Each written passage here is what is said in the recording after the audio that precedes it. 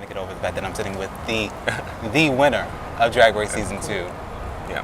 Legendary. Not yet. You're legendary. Not yet.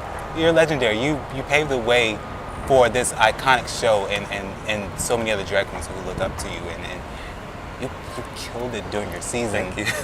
I want to know, how does it feel to be legendary at such a young age? Because you're I feel as though I'm still a legend in the making. Like I don't think I've left my legendary mark yet. I might be a little iconic, but I don't think I've made it to legendary yet. That's just my opinion. In my opinion, I think you have. Thank you. Thank you. All the haters in the box. All the haters in the box. All the haters in the box. All the haters in the box. All the haters in the box. All the haters in the box. All the haters in the box. All the bitches in the box to the left. She's stunting, she's stunning. She the bitch that's making all the money. She's slaying, niggas hating. While out in the gram, she ain't playing. Just setting, she's jetting. Private flights to London, she's flexing. Straight Logan, she's posing. Death dropping on hold, she shows it. I'm in this, they don't get it. So take me back before Drag Race. Like, how did you become this legendary, iconic, if you will, drag queen? I started drag 2007. My first time in drag, my first time having my face painted was 2006. But I went to a drag show for the first time. One of my friends were performing, and I didn't know that they were performing. And so the friends that I were with was like, "That's Rashad right there." And I looked, I was like, "Where?" And I don't see him. And he's like, "Right there in the green dress." I'm like, "What?" And then when I realized that he could be a drag queen on stage and then still be a boy off stage, I was like, I'm all in. Because as a kid, I saw RuPaul, I thought RuPaul was always RuPaul. I didn't know that RuPaul came out of RuPaul and was just, well, I didn't know that Ru came out of Ru and was RuPaul, I should say. Yeah. Awesome. And then so I went out, I told them, I was like, yo, I want to do the show, get me on the show, I want to try. And everyone's like, don't do it, you won't have a boyfriend, no one will talk to you, they don't like drag queens, all this. It's like, I don't care, and I still did it. My boyfriend broke up with me because I did it, and that was like a whole thing. And so it's like, okay, whatever. But I did it, and I had fun. I did Irreplaceable by Beyonce, which is really terrible. Yes. I was in a pink and purple dress, and it was terrible. But I did it. Look at you I now. was pretty, so that's all that matters. That's all that counts, isn't it? No. You have to be more than pretty. You got to have talent too. But at that moment, Exactly. I was pretty, and that's all that mattered to me. Exactly.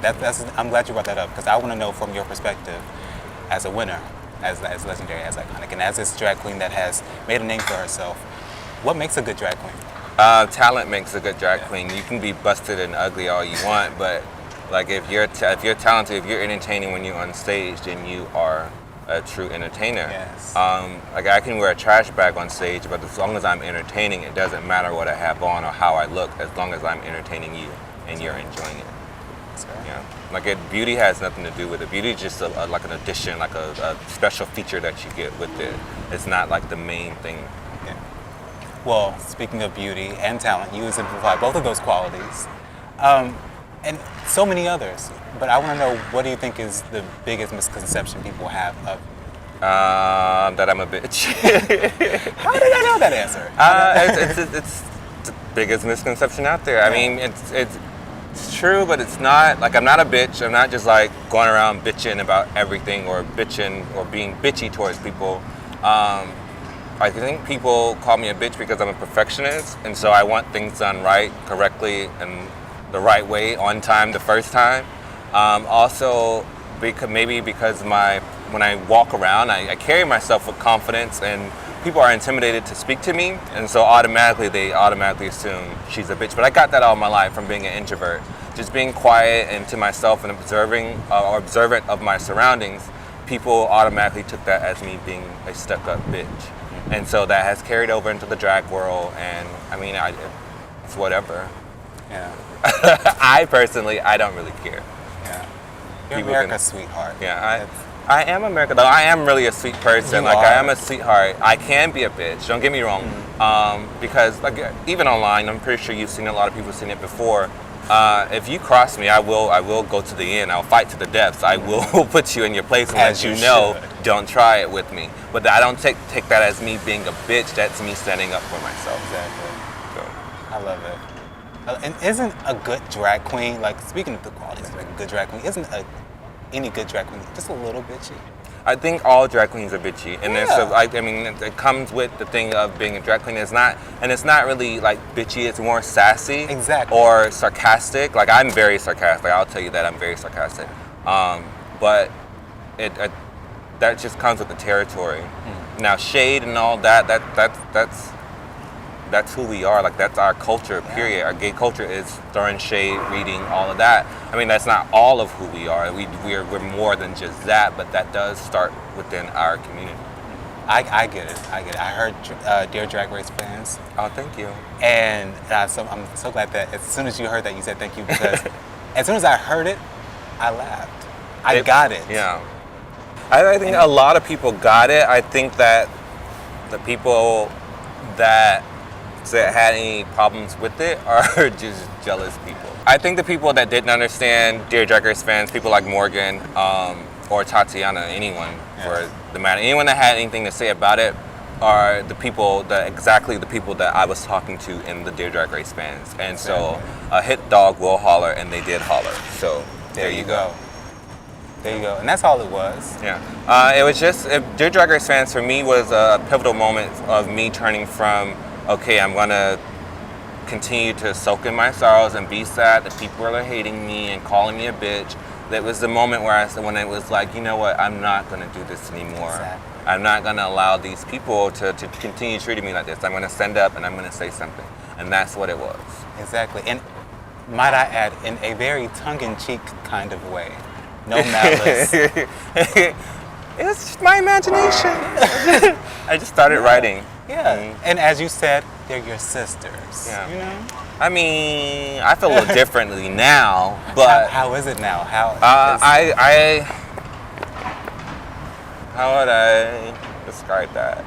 When it comes to drag racers, I think the only sister that I have is actually BB. I love you.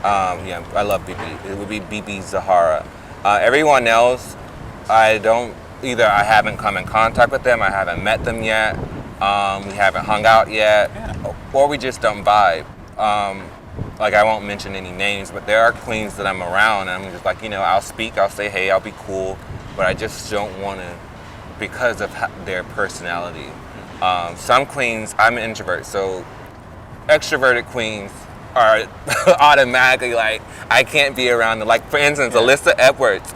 I love Alyssa Edwards to death. Don't get me wrong, I love her to death.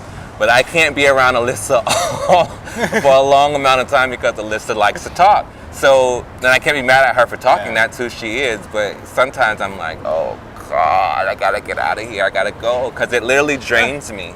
So I can see that. So it's safe to say that we won't see you tongue popping and depth dropping with Laganja anytime soon, or we might. I mean, it's different. Like, so even if Alyssa, Laganja, if we're out hanging and partying, that's different. Yeah. But to literally be with them all day, every day, I don't think I could do that. Because I don't think they talk a lot. Yeah. And I can't be upset with someone for talking a lot. I can only separate myself from them. That way I don't have to endure it so much. I like that about you. What I can tell about you is that you feel deeply. You feel deeply, and you very much so treasure your relationships with people. Mm-hmm. And in a world of drag queens, sometimes everything can be kind of superficial, and I can tell that you're not about that, and you're more so just. Yeah. Yeah. I am. I try to be that way. I can't be like that. Yeah. I know I'm putting on drag and I'm becoming this fake person, but I can't. My personality, although it changes from introvert to extrovert when I am in drag, my mentality does not. So if you're not real 100% of the time, then more than likely you and I won't get along or we won't hang out as much. Because I like genuine people. I like honest people. I like to be around those type of people. And most queens aren't 100% themselves all the time. So yeah, that's probably why I don't have many drag queen friends. I can see that, and I understand that, and I think that's what's so misunderstood about you. So I love that. Thank you. Thank you. Don't ever lose that. That ain't going nowhere. I'm 100% real all day, every day. Yeah, that's not going anywhere.